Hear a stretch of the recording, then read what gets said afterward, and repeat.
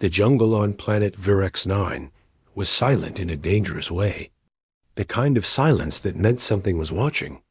Aaron moved slowly between the twisted trees, his boots sinking into soft glowing moss. Every step careful, every breath controlled. He was human, alone, and very far from home. Aaron had not come here to hunt aliens. He had come to survive. His ship had crashed 3 days ago. Broken beyond repair, his food was almost gone. And this planet did not welcome strangers.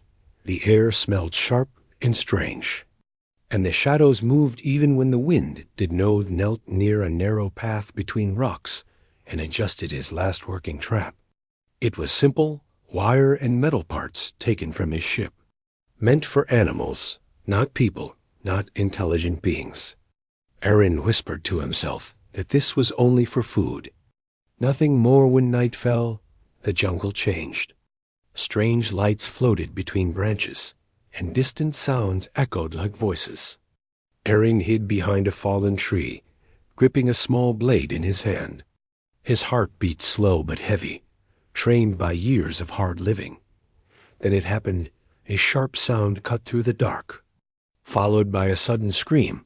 It was not an animal. The scream was high and full of fear. Intelligent fear. Aaron froze, his eyes wide. The trap had been triggered. But this was wrong. Very wrong. He moved fast toward the sound, pushing through vines and glowing leaves. And there she was.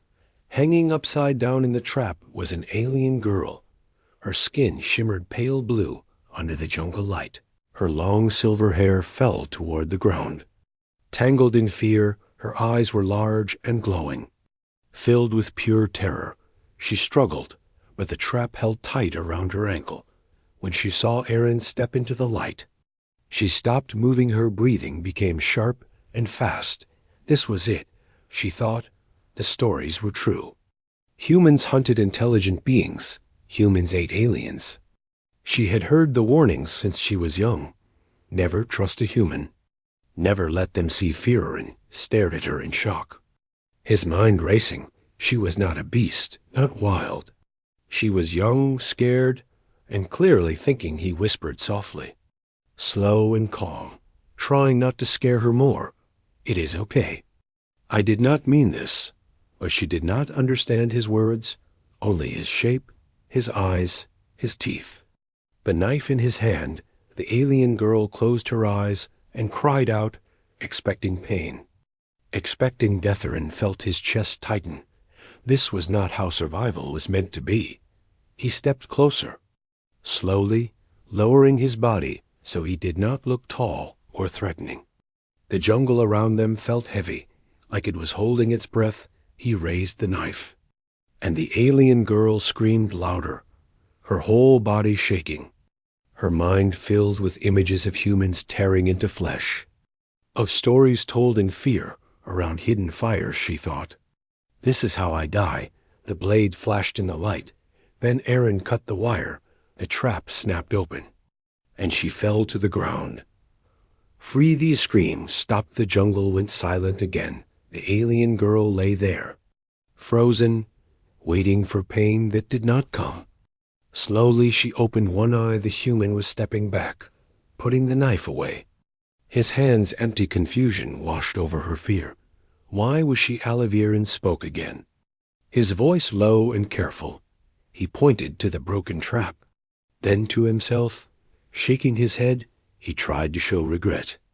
Not hunger. She pulled herself back against a rock, watching him closely, ready to run, her heart still racing for the first time. She looked at him properly. He was tired, dirty, injured, not a monster from the stories. Just a man trying to stay alive. But fear is not easy to kill. A sudden sound echoed through the sky, a deep, mechanical hum. Both of them looked up. Bright lights moved between the clouds. Slow and searching alien patrol ships. The girl's face drained of color. Fear returned stronger than before. Those ships were not her people. They were hunters, slavers, killers. She looked at Aaron again, panic in her eyes. now trapped between two dangers. The human followed her gaze, his jaw tightening. He understood danger even if he did not understand the ships, he whispered to himself. Not good. The lights grew closer, the jungle began to shake, and in that moment, the alien girl realized something terrifying. If those ships found her, she would be taken. If the human left her, she would die, and she had no idea which fear was worse. The lights in the sky moved slowly like hunting eyes, cutting through the clouds. Their low sound rolled across the jungle and into the bones. The alien girl pressed herself against the cold rock, her breath shaking, every part of her body screaming to Runnerin stayed still, his eyes locked on the sky. He had seen patrol ships before, not these ones. But danger always looked the same. Loud, powerful, and careless. He knew one truth very well. Alone things survived by being quiet. He looked back at the girl. She was watching him now, her glowing eyes wide, full of fear and questions. She did not trust him, and she had every reason not to. Slowly, Aaron raised one finger to his lips. A simple sign, quiet. She hesitated, then copied him, covering her mouth, her breathing slowing just a little. The ships passed overhead, their lights brushing the treetops. Leaves shook, branches bent, but the jungle hid them well. After a long, painful moment, the sound began to fade. The alien girl almost collapsed with relief. But relief never lasts long. A sharp crack echoed nearby. Something heavy landed deeper in the forest. Aaron stiffened. That was not a ship passing. That was a landing. They were here. The girl whispered something in her own language, her voice breaking, tears forming in her eyes. Aaron could not understand the words, but he understood the meaning. Fear of being taken, fear of never seeing home again. Aaron made a quick decision, the kind made without words, without time. He pointed toward a dark, narrow path behind him. Then to himself, then to her. He moved his hand in a clear motion. Follow. Mesh stared at him, frozen in her mind. Every lesson screamed at her to run the other way. Humans could trick, humans could lie.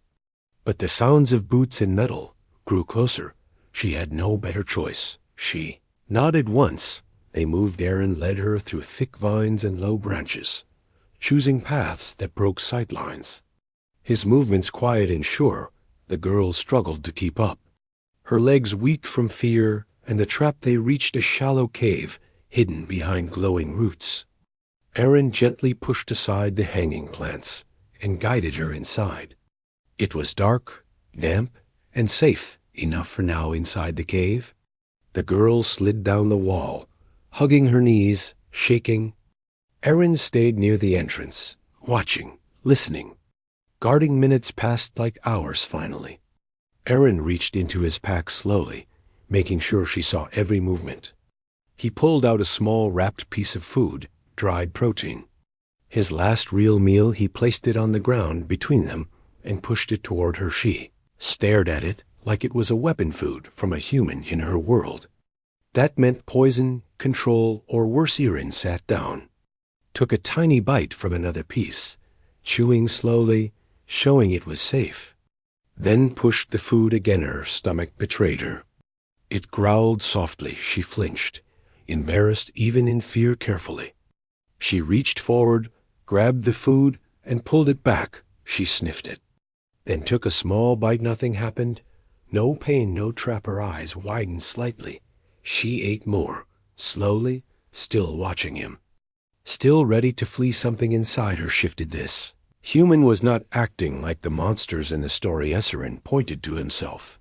Human, then gently pointed to her. She hesitated, then whispered her name, soft and trembling. Lyra. Aaron nodded, repeating it badly but kindly. Lyra. For the first time, she did not feel like prey. The sounds outside grew louder again. Voices now, harsh alien speech, scanning devices humming. Lyra's fear returned full force. She grabbed Aaron's arm suddenly, her grip tight. They take us, she said in broken shared trade words, fear sharp in her voice. They sell. They hurt. Arin's eyes darkened. He understood enough. He shook his head firmly. No, it was a simple word. But the way he said it carried weight. A shadow passed across the cave entrance. A scanning light flashed across the rocks. Arin pulled Lyra closer into the darkness. His body between her and the light. Her heart pounded against his arm in that moment. She realized something dangerous and strange. She felt safer beside the human than anywhere else. The light moved on, but the hunt did not stop. Arin knew they could not stay hidden forever. He looked at his surroundings, his mind working fast, counting tools, counting chances. Lyra watched him, seeing focus instead of fear, seeing planning instead of panic. The stories never spoke of this outside. A loud voice echoed through the jungle. Closer now, they were searching carefully, patiently. Arin finally understood something. That changed everything. This planet was no longer just a place to survive. It was now a place to fight for someone else. He looked at Lyra and spoke. Quietly, I will not let them take you. She did not fully understand the words, but she understood. The promise, and far above them, unseen, the hunters closed in. The jungle outside the cave was no longer quiet. Metal footsteps pressed into the soil. Scanning sounds cut through leaves and stone. The hunters were slow but careful. They were not rushing. They knew fear made prey careless. Arin stayed near the cave entrance, his body tense, his mind sharp. He counted every sound, every echo, every pause. Lyra sat behind him, holding her breath, her fingers digging into the dirt. She leaned closer and whispered, her voice shaking, they do not stop. Arin nodded, his jaw tight. I know. Lyra swallowed hard, then forced herself to speak, as if silence would break her. They took my sister, she said softly. They came in the night, lights in the sky, screens everywhere. We ran, but they were faster. Her hands trembled. They sell us, she continued. Strong ones for work, young ones for experiments. Weak ones disappear. Arin felt anger rise in his chest, slow and heavy. The kind that burned quietly. How long? He asked. Cycles, Lyra replied. Many worlds. She looked at him carefully. Fear mixed with curiosity.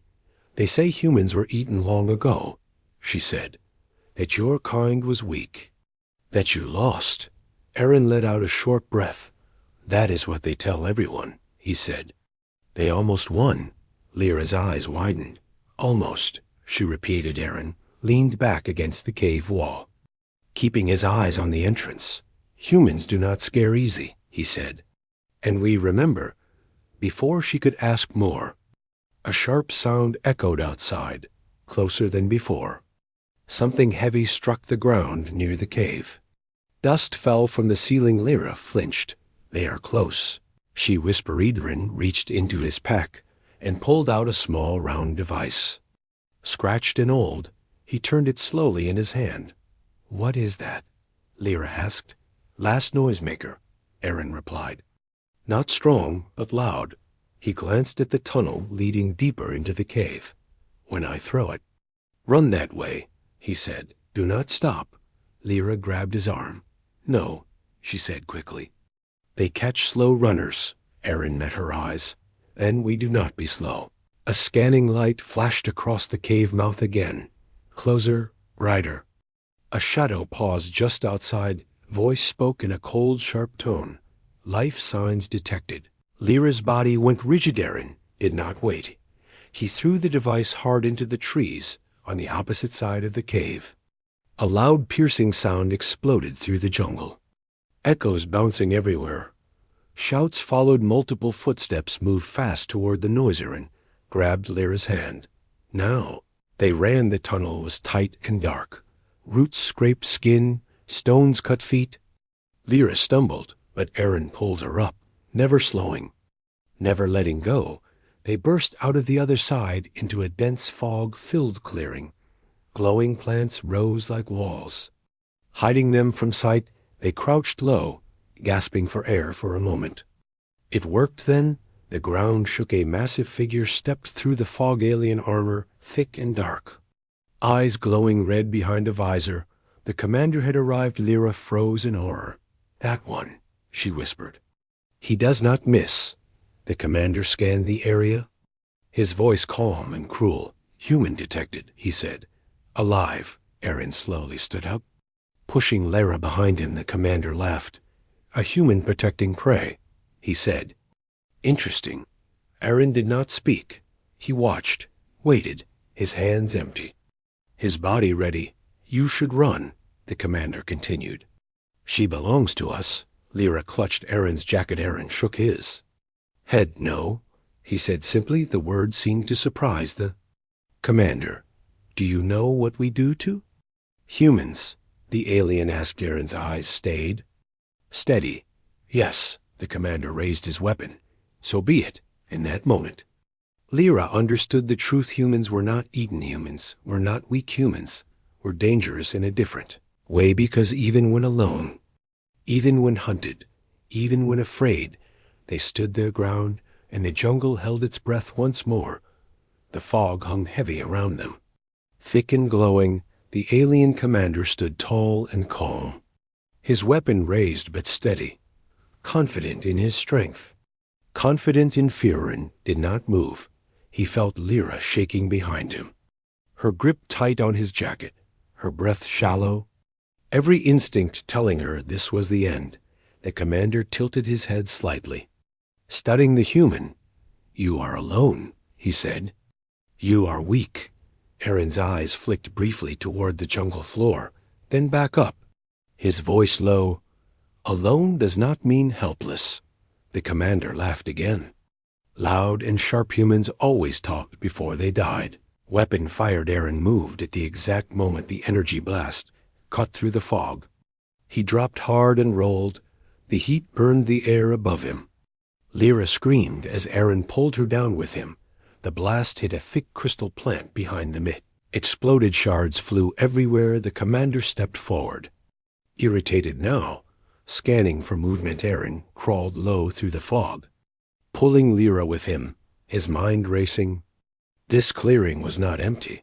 It was a trap waiting to be used. He reached into his belt and pressed. A small switch. A sharp cracking sound ripped through the ground, the soil beneath. The commander collapsed. The alien stumbled as one leg dropped into a hidden sinkhole, thick roots snapping tight around his armor, pulling him down. The commander roared in anger. "What is this?" he shouted. Aaron stood up slowly, just out of reach, his chest rising and falling. "Ground," he said. "It lies sometimes." Lyra stared in shock. She had crossed this clearing many times. She never knew it could kill. The commander fired wildly, blasts cutting trees and fog, but his aim was broken. His balance gone. Aaron grabbed Lyra's hand. "Move." They ran again behind them. The commander tore free with brute strength, armor cracking, rage burning hotter than pain. He chased them around, led Lyra toward a narrow ridge between glowing stone walls. His step sure, his face focused. He had scouted this area earlier while searching for water as they crossed the ridge. Aaron suddenly stopped. Lyra almost crashed into him. "Stay," he whispered. He turned and pulled a thin wire tight across the path, barely visible, connected to a line of crystal plants. The commander burst through the fog seconds later. He did not slow.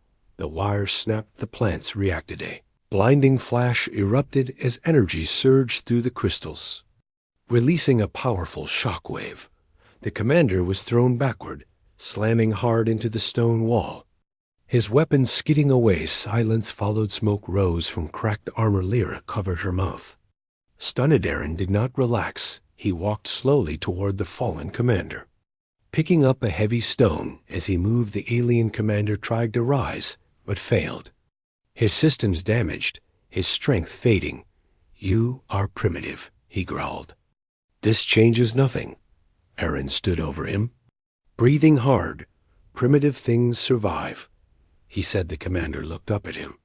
Confused, angry. Something else beneath it all. Furion turned away instead of striking. Grabbing Lyra's hand again, "Come on," he said. "More will come." They vanished into the jungle once more as they ran. Lyra looked at Aaron differently now, not as a monster, not as prey, but as something her people never understood, a human, and somewhere far above. Unseen, the alien network recorded the encounter. A single note added to a forgotten file. Human survivor demonstrates high threat potential. The jungle grew darker as they ran, the glowing plants fading behind them, replaced by tall black trees and sharp stone roots. Aaron slowed only when Lyra stumbled.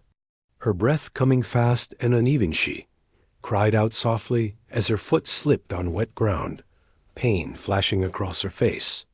Aaron stopped instantly and caught her before she fell. "Can you move?" he asked quietly. Lyra nodded. But when she tried to stand, her leg gave way. A sharp cut ran across her lower side where crystal shards had sliced her skin. Dark alien blood soaked her clothing. Aaron cursed under his breath, lifted her without hesitation, and carried her toward a cluster of thick roots forming a natural shelter. The sounds of pursuit echoed far behind them, distant but growing inside the shelter. Aaron gently set her down and tore a strip from his sleeve, cleaning the wound as carefully as he could. Lyra watched him closely. "You should leave," she whispered. "They will not stop hunting you now." Aaron shook his head.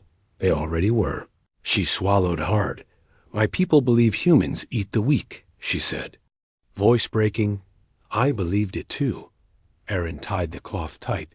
"Then your people were wrong," he said. Lyra laughed weakly. Ben winced in pain outside. A new sound rose through the trees. More ships lower closing, pressed his forehead briefly against the root wall.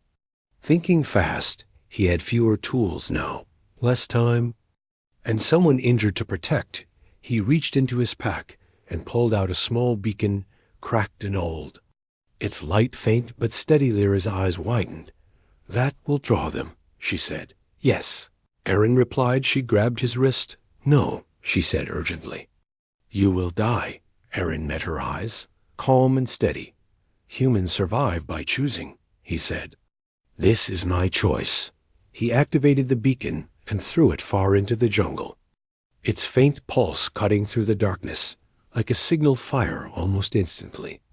Distant engines shifted direction. Lyra realized what he had done. He had moved the hunt away from her. Her chest tightened with something she had never felt. Before Gwiltrespethant lifted her again. "We move." "Opposite," he said. They traveled slowly now, every step painful for Lyra, every sound dangerous. Aaron supported her weight without complaint, his face set in quiet determination as they moved. Lyra spoke softly.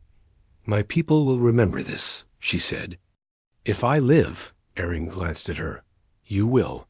The ground ahead opened into a wide ravine, deep and filled with mist. The only way across was a narrow fallen tree, slick with moisture. Aaron tested it carefully behind them.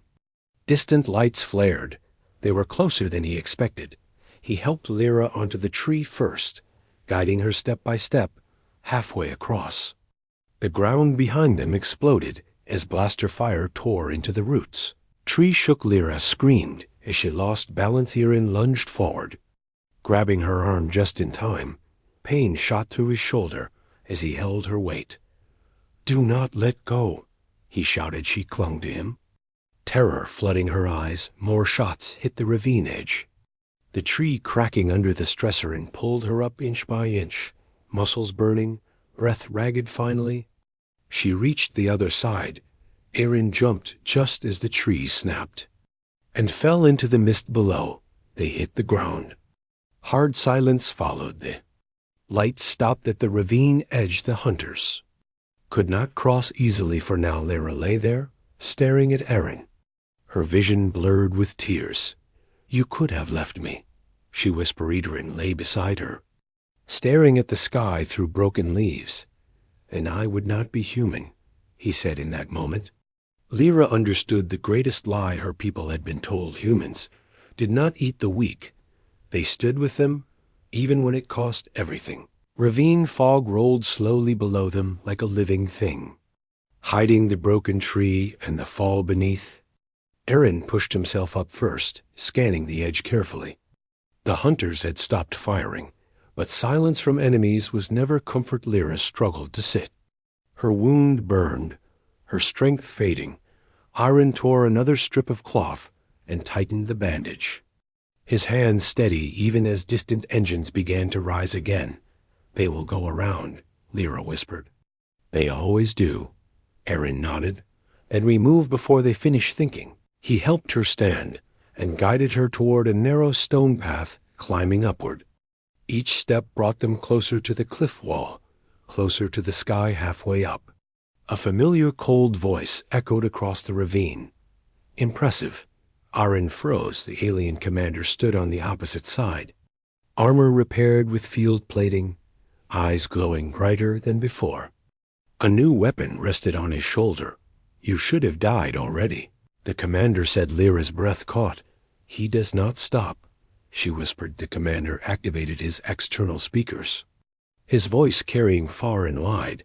"This human protects prey," he announced. "Observe and learn."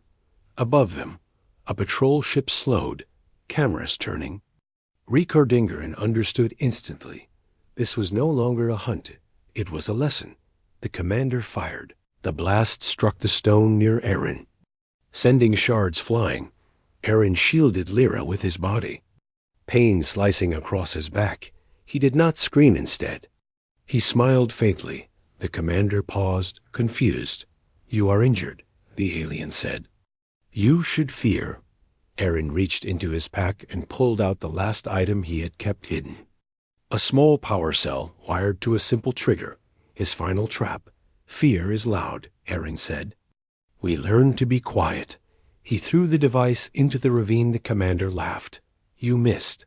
The ravine answered. Deep, violent shockwave erupted as the device detonated against unstable rock. The cliff wall cracked, stone screamed, and the ground beneath the commander gave way. Armor claws dug in. But it was not enough. The commander fell partway, hanging by one arm, his weapon slipping from his grip and vanishing into the mist. The patrol ship moved closer. "This is not possible," the commander growled, strain filling his voice. Aaron stepped to the edge, looking down calmly. "You wanted to teach," he said. "So watch." He turned away. The commander screamed as the rock finally broke and pulled him into the fog below. Silence followed. The patrol ship hovered, scanning, recording everything. Aaron felt its sensors crawl over him, and Lyra looked up. Fear returning. "They will come back with more." She said. Aaron shook his head slowly. "They already learned." The ship pulled back slightly, hesitation clear even in machine movement. Then it rose and vanished into the clouds. Lyra stared after it. Stunned, they ran. She whispered. Aaron sat down heavily, the fight finally leaving his body. "They saw a human alone," he said. "And they saw what it cost them." Lyra moved closer, leaning against him, her fear fading into something deeper. "They will tell others," she said. "They will warn them." Aaron closed his eyes. "Good." Far away, across the galaxy, a report was filed. Human survivor. Demonstrated extreme resistance. Human behavior. Unpredictable human protection instinct. High human consumption of intelligent species. Unverified, and for the first time in many cycles. Word prey was removed from the human. File the jungle slowly returned to life after the ships vanished.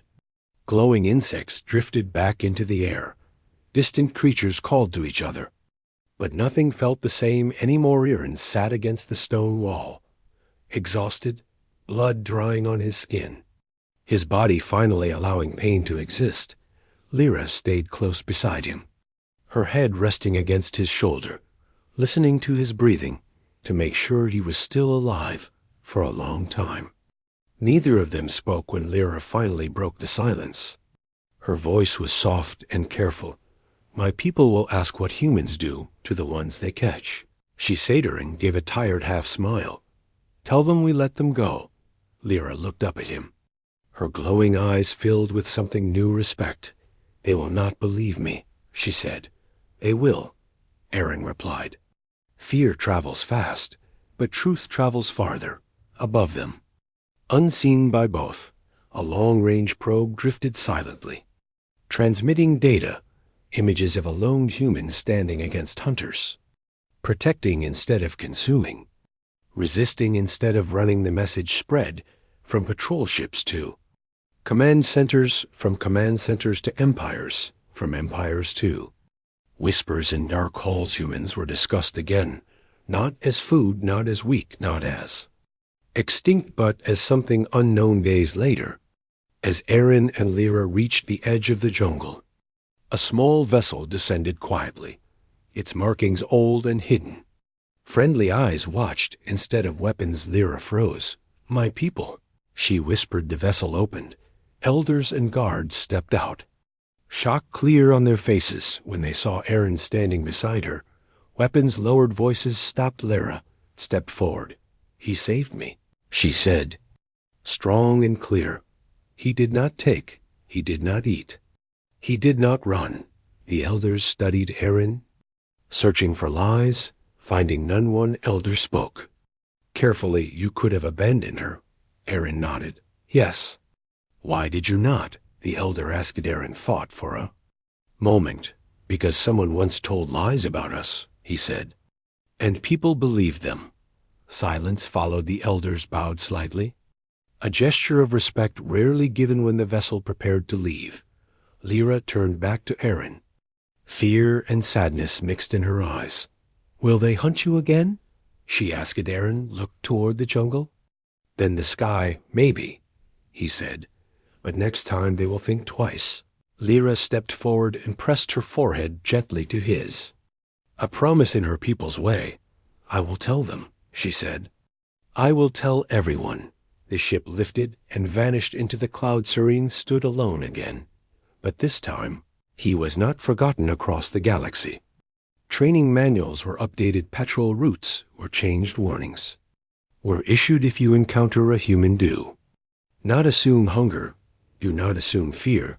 Do not assume weakness, because one human with nothing left had changed everything. And the alien girl who once feared she would be eaten became the first voice to say humans do not consume the weak, they protect them.